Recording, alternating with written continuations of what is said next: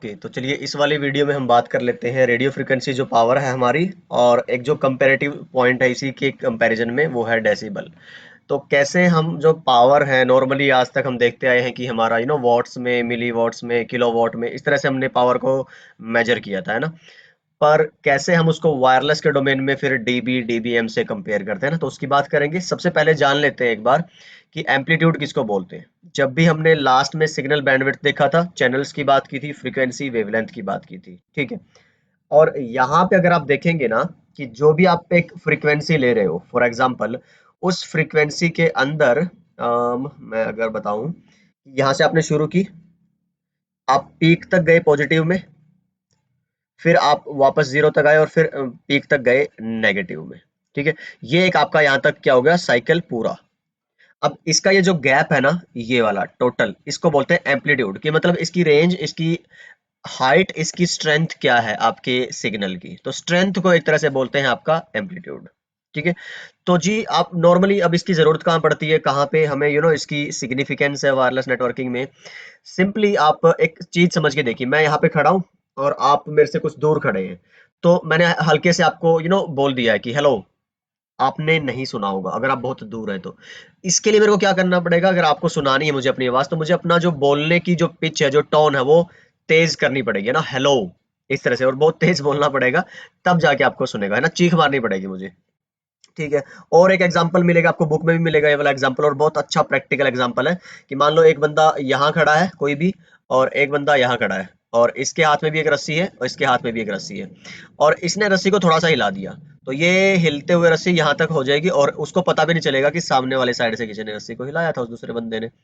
अगर इसको यहाँ तक वो चेंज महसूस करना है कि हाँ यार उधर वाले बंदे ने रस्सी को हिलाया होगा, तो इसको रस्सी बहुत जोर से हिलानी पड़ेगी, मतलब काफी ऊपर तक उठाकर फिर नीचे लानी पड़ेगी। तो फिर उसके बाद धीरे धीरे क्या होगा, फिर ये अपना स्ट्रेंथ इसका इतना होगा कि कुछ वैल्यू यहाँ तक पहुंच जाएगी, मतलब उसको पता चलेगा हल्का सा कि हाँ यार उसने रस्सी हिलाई है। अब जितनी ज्यादा आप यहाँ पे चाहते हो कि वो कंपन वाइब्रेशन पहुंचे, उतनी ही ज्यादा एम्पलीट्यूड आपका यहाँ पे होना चाहिए। अब आप शायद समझ पा रहे हो एम्पलीट्यूड क्या होता है। उतनी ही सिग्नल की स्ट्रेंथ आपकी यहाँ पे होनी चाहिए। अब ये पावर से कैसे जुड़ेगा कि जितनी ज्यादा स्ट्रेंथ चाहिए उतनी ज्यादा आपको पावर देनी पड़ेगी, ठीक है। तो हम यहाँ पे कुछ बातें करने वाले हैं ट्रांसमीटर के एंड से और रिसीवर के एंड से। तो ट्रांसमीटर, आप मान लो मेरे पास ये कोई भी डिवाइस है, लैपटॉप है। इस लैपटॉप में इनबिल्ट एक एंटीना होता है, या फिर अपने वाईफाई राउटर की बात कर लो जिसमें वो एंटीना दिखता है ना, एक से ज्यादा एंटीनास भी होते हैं आजकल। तो जी अंदर ये मदरबोर्ड पे सर्किट पे जुड़ा होगा जो आपका एंटीना है, ठीक है। इस सर्किट तक ये जो जुड़ा है आपका, एक तरह से कह लो, यहाँ पे आपका एक पावर सोर्स होगा जहां से इस वाले लैपटॉप को पावर मिल रही है, या तो डायरेक्ट एसी हो सकती है या फिर बैटरी से डीसी मिल सकती है, ठीक है। वो होगी आपकी ट्रांसमीटर पावर। अब वहां से केबल आई होगी एक एंटीना तक, हमें दिखती नहीं है बट यस आती है इन अंदर के अंदर, है ना। क्योंकि डायरेक्ट जो आपका एंटीना है वो मदरबोर्ड में थोड़ा लगा है, तो किसी ना किसी केबल के थ्रू आपकी पावर सोर्स से, मतलब आपके मदरबोर्ड से एंटीना तक है, यूजिंग केबल, और फिर आपका एंटीना आगे आपको वायरलेस फ्रीक्वेंसीज प्रोवाइड कराता है। अच्छा, तो तीन चीजें होगी रिसीव ट्रांसमीटर के सेंड पे। एक तो आपका जो मदरबोर्ड की सर्किटरी है इलेक्ट्रॉनिक्स की, जो पावर लेगी और आपकी वॉइस सिग्नल को किस में कन्वर्ट करवाएगी, आपके वायरलेस में, है ना। तो यहाँ से तो ये सिग्नल कैसे जाते हैं नॉर्मली, इलेक्ट्रिकल सिग्नल। तो कहाँ से गए, आपकी वायर के थ्रू, फिर कहाँ तक गए, आपके एंटीना तक। तीन चीजें होगी, केबल, देन फिर आपका एंटीना, ठीक है। चलिए, तो हम बात क्या करने लगे थे, हाँ। अब जितना डिस्टेंस यहाँ पे होगा उसके हिसाब से आपके सिग्नल की एक अप्रोप्रिएट स्ट्रेंथ होनी चाहिए, क्योंकि मान लो मैंने बोला और सामने वाले को सुना ही नहीं, तो उस बोलने का क्या फायदा। तो सिग्नल ऐसा होना चाहिए कि signal needs certain amount of strength और energy to be sent through the free space. इतनी एनर्जी उसके अंदर होनी चाहिए so that it could be received, सुना जा सके प्रॉपरली बाय द रिसीवर, कि उसका वो कुछ यूज कर सके यार रिसीव्ड सिग्नल, सीधी सी बात है ना। तो इस एनर्जी या स्ट्रेंथ को हमने बोल दिया एम्पलीट्यूड, और ये जुड़ा होगा अल्टीमेटली आपकी पावर से, जैसे कि हम अभी आगे डिस्कस करने वाले हैं, ठीक है जी। तो जी in other words amplitude is the height from, ठीक है, इसको छोड़ दो फिलहाल। It is usually measured by its power, तो मैंने बता दिया पावर के बिना एम्पलीट्यूड कहाँ से आएगा, है ना। चलिए जी, वॉट्स, ठीक है। तो यहाँ पे कुछ एग्जांपल दिए, मे बी एग्जाम में, I don't know it can be asked और नॉट, बट यस, जो एम्पलीट्यूड मॉड्यूलेशन वाले रेडियो स्टेशंस हैं वो 50,000 वॉट उनको ज्यादा पावर की जरूरत पड़ती है। फिर एफएम जो है डेडिकेटेड वाले, उसको कम, यानी कि अब देख लो, आई गेस वन थर्ड हो गया ये ना, 16,000 वोट्स। पर ये बहुत ज्यादा पावर है, क्योंकि इनका जो ट्रांसमीटर, जो ब्रॉडकास्टिंग एरिया है, वो बहुत ज्यादा होता है। ठीक है।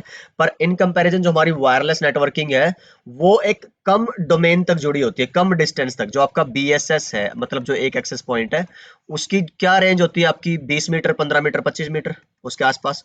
वहां पे आप इवन कम पावर भी यूज करोगे, इवन 0.1 वोट या फिर 100 मिली वोट। ठीक है। और इवन उससे भी कम, 1 मिली वॉट। तो आपके जो मोबाइल फोन है ना, तो आपको बैटरी कितनी ही होती है ना मोबाइल फोन की। और अगर ये बहुत ज्यादा पावर लेता वाईफाई, तो आपकी 1 घंटा 2 घंटा भी नहीं चलनी थी बैटरी। पर क्योंकि पावर की रिक्वायरमेंट बहुत कम होती है, इसलिए आपकी बैटरी अच्छी खासी चल जाती है। ठीक है। पर ध्यान रखिए, वाईफाई अगर आपका ऑन है, तो आपने नोटिस किया होगा आपकी बैटरी ज्यादा जल्दी ड्रेन होती है इन कंपैरिजन जब आपने वाईफाई ऑन कर रखा, ऑफ कर रखा होता है। तो ये एक रीजन है, क्योंकि वायरलेस नेटवर्किंग नीड पावर, तो चाहे थोड़ी सी ही सही, बट इट नीड्स पावर। चलिए जी।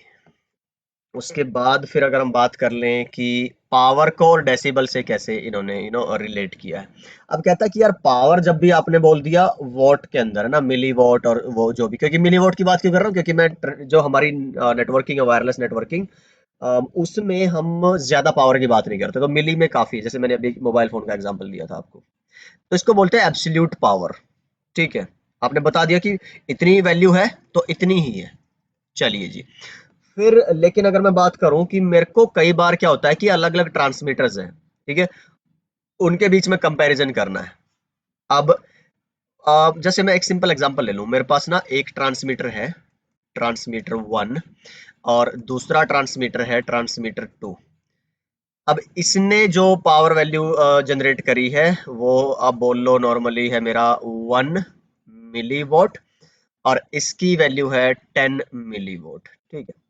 अब मैं बोलूं अगर इसको डिफरेंस करके, तो वो 10 - 1 कितना आया? 9 मिली वोट। ठीक है। तो ये गैप तो आ गया, डिफरेंस तो आ गया 9 मिली वोट का। लेकिन अगर आप देखो इसमें मल्टीप्लाई, तो जो सेकंड है वो 10 टाइम्स है आपका फर्स्ट का। देख पा रहे हो? 1 × 10, तो 10 गुना ज्यादा है। ठीक है जी। अगर मैं सेम एग्जांपल ले लूं विद 100 मिली वोट, तो जी गैप तो क्या है आपका? जैसे मैं इसको 10 कर दूं, इसको 100, मैं आपको बताऊंगा कि डीबी में कन्वर्ट करने की जरूरत क्या पड़ रही है। आपको कहीं पे भी मिली वोट ये नहीं मिलेगा।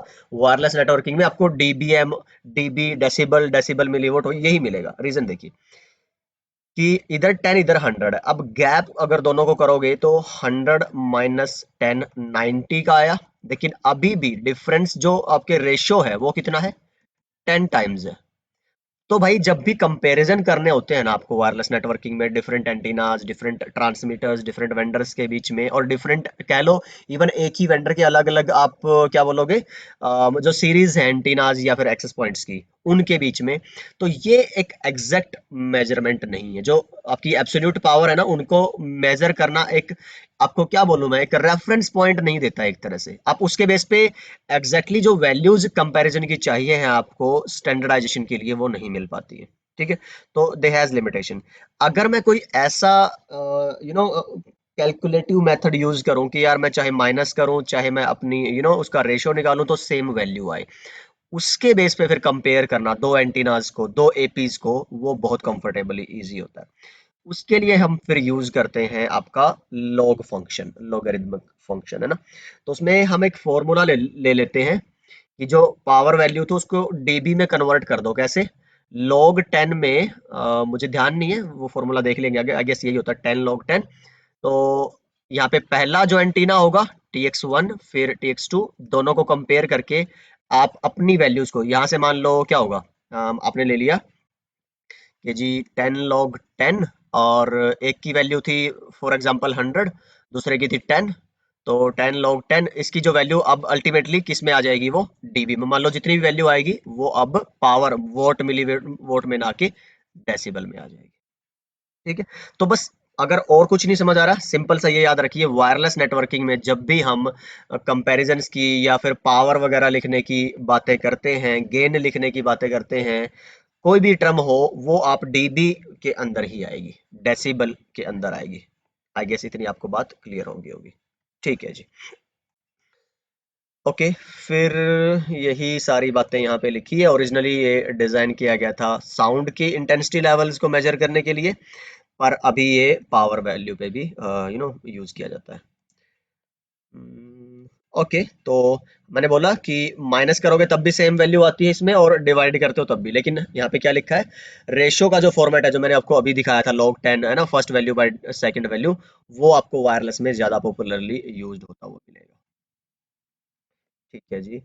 फिर अगली जो बात आती है आपकी, वो है कि कुछ डीबी के लॉज हैं जो इम्पोर्टेंट है, जो हमें याद रख लेंगे तो लाइफ थोड़ी इजी हो जाएगी अगर हम एग्जाम और एक्चुअल प्रैक्टिकल नेटवर्किंग की बात करें तो पहला लॉ जो है वो क्या बोलता है, उसको बोलते हैं आपका एक तो लॉ ऑफ जीरो है, एक आपका लॉ ऑफ थ्री है, एंड एक लॉ ऑफ 10 है। चलिए, तो कुछ चीजें हैं यहाँ पे। लॉ ऑफ जीरो क्या बोलता है कि मान लो आपने क्या लिखा कि भी जब दो पावर वैल्यूज, जो दो वैल्यूज है ना वो इक्वल है, तो तब जो डिवीजन आता है, जैसे पहले की भी 10 dB है, दूसरे का भी 10 dB है वैल्यू, दो ट्रांसमीटर का कह लो या रिसीवर्स का, तो इसका मतलब उनके बीच में गैप कितना आया, डिफरेंस कितना हुआ, 0 dB का। ठीक है, थोड़ा सा आपको लगेगा कि यार अभी क्या इसकी सेंस बनेगी, तो थोड़ा सा just hold on and it will make sense. फिर क्या बोलता है कि मान लो मेरे पास एक एंटीना है जिसकी वैल्यू है लेट्स से 5 मिलीवोट, है ना। एक एंटीना है जिसकी वैल्यू है 10 मिलीवोट। ठीक है, तो मैंने अगर बोला इसकी डीबी वैल्यू होगी 2 dB, ऐसे ही बोल रहा हूं मैं, है ना। तो इसकी जो इस वाले की जो क्या बोलते हैं डीबी वैल्यू होगी, वो 5 dB होगी। कैसे, ये इसका क्या है, ट्वाइस। ट्वाइस होने का मतलब आप अपनी वैल्यू में 3 ऐड कर दो सीधा। अगर हाफ है, जैसे इसका 2.5 होता, तो इसका मतलब आप इसमें से 3 माइनस कर दो, -1 dB आ जाता। और हाँ, -1 एक वैलिड वैल्यू है वायरलेस नेटवर्किंग में। ठीक है, फिर लॉ ऑफ 10 क्या बोलता है कि अगर आपकी जो वैल्यूज हैं 10 गुना ज्यादा है, जैसे यहाँ पे 5 थी, इधर 50 मिलीवोट है, तो आप मतलब अगर ये 2 है तो आप इसमें 10 ऐड कर दोगे सीधा, तो कितनी हो जाएगी इसकी, 12। राइट।